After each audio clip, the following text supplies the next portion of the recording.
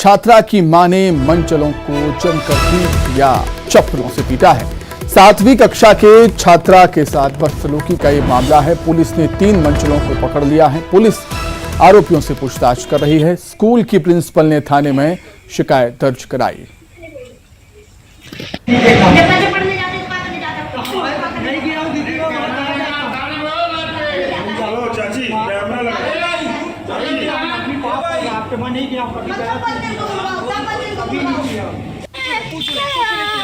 बेटा आपको कुछ बोला हूँ मैं।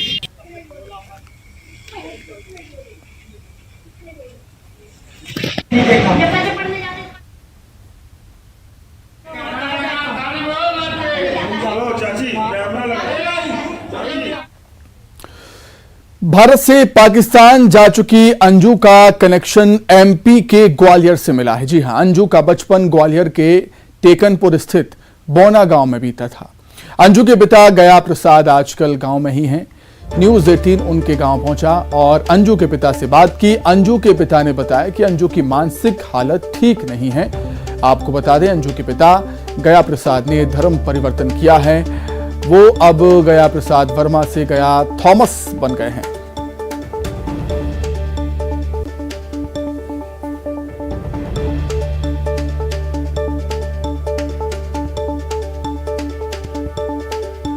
जानकारी मिली है सब। क्या जानकारी है आपको? मेरे बच्चे ने बताया था कि ऐसी बात है, दीदी उधर चले गया, लाहौर चला गया है। पर मुझे एक्चुअली पता नहीं था कुछ भी, क्योंकि मैं काफ़ी समय से मैं अपने इधर रह रहा हूँ, अपने घर में आकर के। मेरा मकान खाली पड़ा हुआ था, इसलिए मैं अपने मकान पे यहाँ रह रहा हूँ। बेटी पहले यहीं रहती थी टेकन? नहीं, बेटी को तो 20 साल पहले मैंने मैरिज कर दिया, तो बेटी जाने वो दामाद जाने। मेरा कोई उनसे संबंध नहीं है। अलवर में किया, वो भिवाड़ी में किया था शादी, और काफ़ी समय हो गया, मेरे ख्याल से 20 साल हो गया है। हाँ जी। टेकनपुर कब से नहीं आए हो? टेकनपुर से मेरे ख्याल से मैं बुलाती नहीं, मैं कोई संपर्क नहीं रखता हूँ उससे। वो सन की टाइप की लड़की, सन की टाइप की लड़की है, कुछ उससे मेंटली डिस्टर्ब है वो लड़की में। मतलब पहले रहते थे, अब आना जाना तो बहुत कम करते हैं। कभी कभी आते हैं घर देखने के लिए, कभी कभी आते जाते, माँ बाप आते हैं, बच्चे नहीं आते इतने। बच्चे कभी कभी आते हैं, एक आध। अंजू जो थी वो कब तक यहाँ रही? अंजू 15-16 साल तक यहाँ रही थी। उसके बाद में दिल्ली चले गए, सब माँ बाप बच्चे को लेकर दिल्ली चले गए। वहीं से इनकी पढ़ाई लिखाई हो गई, वहीं से शादी हो गई।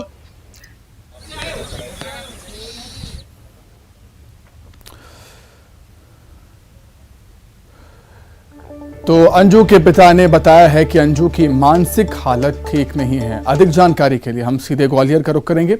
हमारे सहयोगी सुशील कौशिक जुड़ गए हैं हमारे साथ। सुशील, मामला काफ़ी पेचीदा नज़र आता है। एक तरफ जो अंजू के पिता वो कह रहे हैं कि अंजू की मानसिक हालत ठीक नहीं है, और उनके पिता ने भी धर्म परिवर्तन किया था। बिल्कुल, देखिए, अंजू का मामला कहीं ना कहीं पेचीदा हो गया है। राजस्थान के रेवाड़ी से अंजू पाकिस्तान पहुंच गई है, और आपको बता दें कि ये ग्वालियर ज़िले के टेकनपुर के पास ये बोना गांव है, जहां अंजू का बचपन बीता था। ये जो है, ये आप देख रहे हैं, ये जो मकान है, ये अंजू का ही मकान है। कहा जाता है कि अंजू बचपन में यहीं रही थी। दरअसल अंजू के दादा बीएसएफ में थे, उसके साथ ही अंजू के पिता यहाँ टेलरिंग का काम करते थे।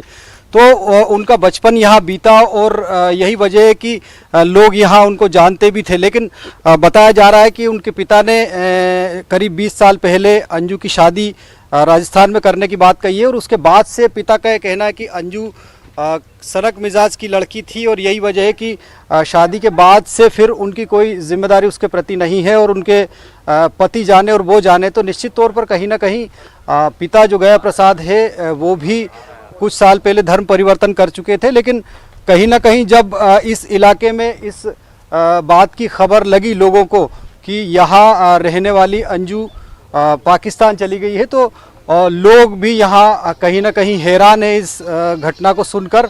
और अभी गया प्रसाद जो अंजू के पिता है, उनको भी संभवतः जो इंटेलिजेंस एजेंसियां हैं वो पूछताछ के लिए लेकर गई है, और उनसे जानकारियां हासिल की जाएगी, क्योंकि ये भारत और पाकिस्तान का मामला है।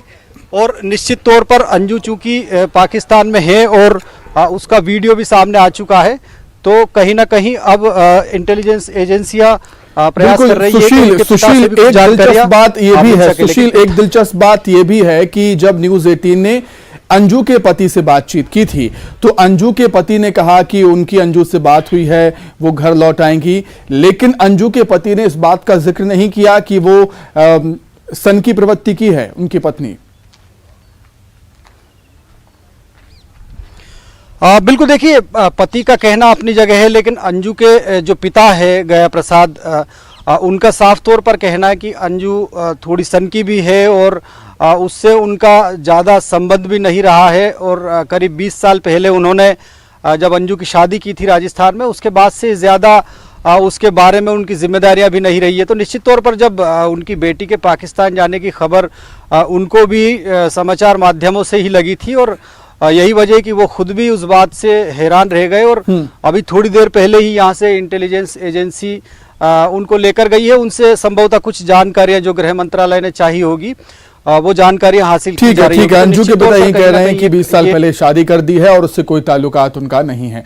बहुत धन्यवाद सुशील, जुड़ने के लिए, तमाम बातचीत के लिए आपका बहुत धन्यवाद। आगे बढ़ेंगे दुर्ग से बड़ी खबर, जहां ऑनलाइन सट्टेबाजी के खिलाफ कार्रवाई हुई। महादेव ऐप के खिलाफ दुर्ग पुलिस ने कार्रवाई की है। पुलिस ने झारखंड से 6 आरोपियों को गिरफ्तार किया है। रेड्डी अन्ना बुक नंबर 244 का ये संचालन कर रहे थे। आरोपियों के पास से 3 लैपटॉप, 17 मोबाइल फोन बरामद हुए। कई बैंक के पासबुक, चेकबुक भी मिले हैं। महादेव बुक से जुड़े अन्य नंबरों का भी खुलासा हुआ है। Anti crime and cyber unit ने कार्रवाई की है।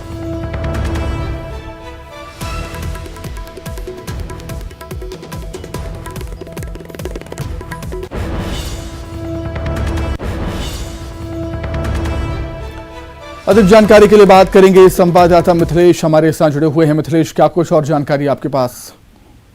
देखिए सुमित, लगातार ये ऑनलाइन जितने भी गेम्स हैं उसके खिलाफ में पुलिस कार्रवाई कर रही है। उसी के तहत में ये ऑनलाइन सट्टा पट्टी जो है रेडी अन्ना बुक क्रमांक 244 के विरोध में दुर्ग पुलिस ने एक बड़ी कार्रवाई की है, जिसमें 6 आरोपियों को गिरफ्तार किया गया है। और ये कार्रवाई में के दौरान में जो है ये झारखंड में हुई थी ये कार्रवाई, जहां पर पुलिस को ये सूचना मिली थी कि वहां पर बड़ी मात्रा में जो है वहां पर जुआ सट्टा का संचालन हो रहा है। इसी सूचना पर पुलिस ने वहां पर दबिश दी और सभी आरोपियों को गिरफ्तार कर लिया है।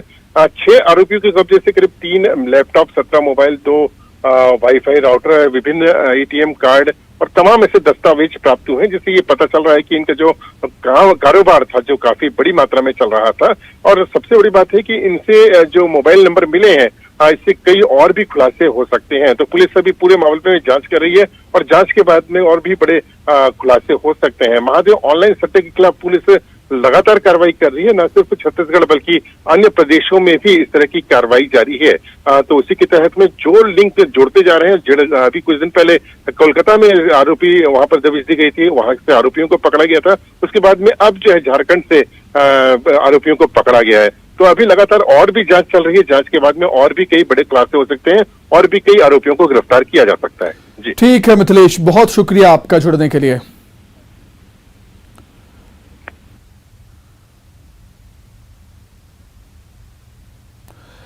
आइए अब रुक करेंगे 23 की महाभारत का। विधानसभा चुनाव को लेकर भोपाल में कांग्रेस की बड़ी बैठक हुई। बैठक के बाद पूर्व मंत्री सज्जन सिंह वर्मा ने कहा कि दिग्विजय सिंह ने प्रदेश की जिन 66 सीटों का दौरा किया वहां की रिपोर्ट भेजी है। वहां अगस्त के पहले सप्ताह में 66 सीटों पर उम्मीदवारों के नाम का ऐलान हो जाएगा। वहीं अगस्त के दूसरे सप्ताह में कुल 135 विधानसभा सीटों पर उम्मीदवारों के नाम का ऐलान हो जाएगा। इस बात के लिए जल्द ही कांग्रेस पार्टी अपनी स्क्रीनिंग कमेटी और दूसरी कमेटियों का ऐलान कर देगी। सज्जन सिंह वर्मा ने कहा कि मध्य प्रदेश में विधानसभावार परिवर्तन यात्रा निकाली जा रही है। आज की बैठक में चुनाव को लेकर प्लान बना, जिसमें फैसला हुआ है कि पार्टी नेताओं के कार्यक्रमों में बदलाव हो सकता है। अभी अंतिम रूप नहीं दिया गया है। टिकट वाला मैंने तो अपने बयान में बहुत पहले बोल दिया कि हमारे नेता दिग्विजय सिंह जी ने जो 66 सीटों का दौरा किया है, 1-to-1 किया है मंडलम सेक्टर एक कार्यकर्ता से, उन 66 सीटों की रिपोर्ट मुकम्मल तैयार हो गई है। कमलनाथ जी ने भी उस पर अपनी वो जता दी है सहमति। तो अगस्त के प्रथम पखवाड़े में वो 66 सीटें हम डिक्लेयर कर रहे हैं। अगस्त के सेकंड पखवाड़े में जिन सीटों पर कमलनाथ जी खुद सभा ले रहे हैं, मंडलम सेक्टर से बात कर रहे हैं, ऐसी कुल 135 सीटें 2 स्पेल में हम जारी करेंगे, ये तय। तो इसी खबर पर अधिक जानकारी के लिए सीधे हम भोपाल का रुख करेंगे। अनुराग श्रीवास्तव हमारे साथ जुड़ गए हैं लाइव। अनुराग, जिस तरीके से पूर्व मंत्री सज्जन सिंह वर्मा जानकारी दे रहे हैं कि दिग्विजय सिंह ने जिन 66 सीटों का दौरा किया है, उन सीटों पर जल्द ही कांग्रेस उम्मीदवार का ऐलान करेगी। अगर ऐसा होता है तो कहीं ना कहीं एक लीड कांग्रेस को जरूर मिल जाएगी। बिल्कुल, देखिए कर्नाटक चुनाव में भी कांग्रेस ने इसी फार्मूले पर काम किया था कि जिन सीटों पर कमजोर थी वहां पर पहले उम्मीदवारों के नाम का ऐलान कर दिया था और मध्य प्रदेश में भी उसी फार्मूले को कांग्रेस अपनाने जा रही है। दिग्विजय सिंह को इस बात की जिम्मेदारी दी थी कि जहां पर 3 से 4 बार कांग्रेस पार्टी को हार का सामना करना पड़ रहा है, वहां पर दिग्विजय सिंह ने दौरे कर फीडबैक लिया है। कमलनाथ ने भी जिन सीटों का दौरा किया है वहां पर भी कांग्रेस को हार का सामना करना पड़ रहा था। तो अब ऐसी कमज़ोर सीटों पर कांग्रेस अपने पहले उम्मीदवारों के नाम का ऐलान करने की तैयारी में, और जिस तरीके से पूर्व मंत्री सज्जन सिंह वर्मा ने कहा है कि अगस्त महीने में ही 135 सीटों पर उम्मीदवारों के नाम का ऐलान हो जाएगा, तो ये वही सीटें हैं जहां पर कांग्रेस या तो कमज़ोर है या फिर लगातार हार का सामना करना पड़ रही है। तो कैसे ऐसी सीटों पर कमबैक किया जाए, उसको लेकर अब कांग्रेस ने कवायद शुरू कर दी है और यही जानकारी निकल कर आ रही है कि ऐसी सीटों पर 135 सीटों पर कांग्रेस ने अपने उम्मीदवारों के नाम तय कर लिए हैं, जिनको अब कमेटियों में रखा जाएगा, जो स्क्रीनिंग कमेटी होंगी और जो तो कुल मिलाकर हम कह सकते हैं कि कर्नाटक की तर्ज पर ही मध्य प्रदेश में भी वही फॉर्मूले आजमाए जा रहे हैं। बहुत धन्यवाद आपका अनुराग जुड़ने के लिए। आगे बढ़ेंगे रायपुर से खबर, जहां गृह मंत्री ताम्रध्वज साहू के घर आज डिनर होना है। जी हां, डिनर में शामिल होंगे पीसीसी प्रभारी कुमारी शैलजा, सीएम भूपेश बघेल समेत कई मंत्री और विधायक। दोनों प्रभारी सचिव और अन्य वरिष्ठ नेता भी इस डिनर में शिरकत करेंगे। इससे पहले मंत्री मोहम्मद अकबर के निवास पर भी डिनर हुआ था।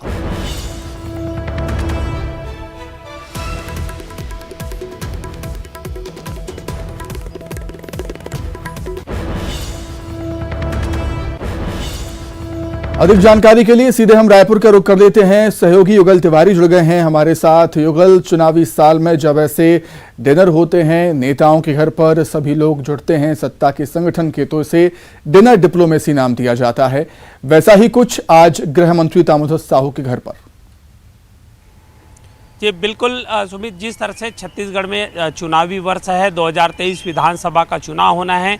इससे पहले मोहम्मद अकबर, मंत्री मोहम्मद अकबर के यहाँ, मंत्री रविंद्र चौबे के यहाँ भी इस तरह के कार्यक्रम आयोजित किए जा चुके हैं और इसे बिल्कुल कह सकते हैं कि राजनीति की जो भाषा है उसे उसमें डिनर डिप्लोमेसी ही कहा जाता है।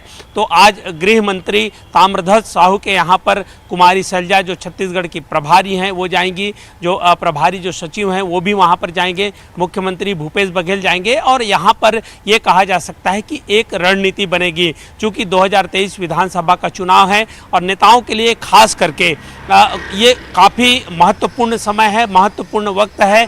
चाहे बैठते उठते या फिर किसी से मेल मुलाकात के दौरान इस तरह से अगर रणनीति बनती है, क्योंकि समय काफ़ी कम बचा हुआ है, लगभग 80 दिन अब बचे हुए हैं कि आचार संहिता उसके बाद लग जाएगा, तो समय की जिस तरह से कम बचा हुआ है तो हर समय को उपयोग है वो करना चाह रहे हैं। और चूँकि छत्तीसगढ़ में कांग्रेस ने एक बड़ी जीत दर्ज की थी, तो कांग्रेस के पास वापसी के लिए इस तरह की रणनीति होनी चाहिए और उस रणनीति को लेकर के मंत्रियों के यहाँ भी बैठकों का दौर है वो लगातार जारी है। आने वाले समय में किस तरह की रणनीति होगी ताकि वो चुनाव जीत सके, तमाम तरह की जो अटकलें हैं उसको विराम देते हुए भी इस तरह के जो योजना है वो बनाई जाती है। तो ये कहा जा सकता है कि कांग्रेस किसी भी अपने जो वक्त है उसे ना जाया करते हुए भी डिनर के दौरान भी इस तरह से जो कहा जाता है डिनर डिप्लोमेसी वो भी आज देखने को मिलेगा। और गृह मंत्री ताम्रध्वज साहू के यहाँ सभी पहुंचेंगे और एक बार फिर से